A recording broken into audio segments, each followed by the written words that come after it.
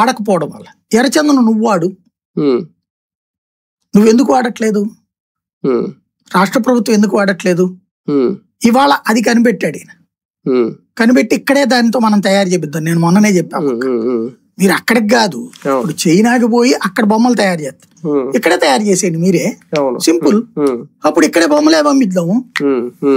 ఇప్పుడు iron ore ని అంటే మట్టిని పంపించడం బదులు ఐరన్ ఓర్ మొత్తం చేద్దాం అనుకున్నాం అక్కడ.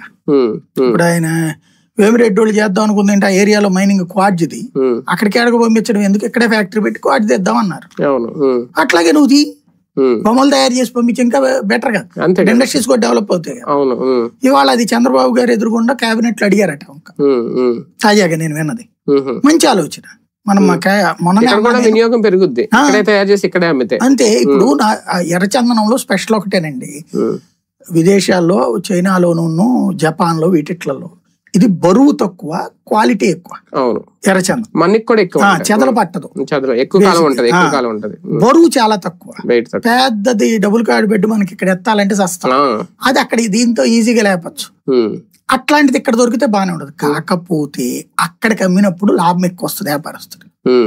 ఇక్కడికి తయారు చేసి మన దగ్గరకు వచ్చేటికి ఎక్కువగా కొనం, మనం ఎక్కువ కొనం. వాళ్ళకి ఏంటంటే వాళ్ళకి అది అలవాటు అయిపోయింది కాబట్టి వాళ్ళు ఆ రేటు కూడా పెద్ద ఇది కాదు.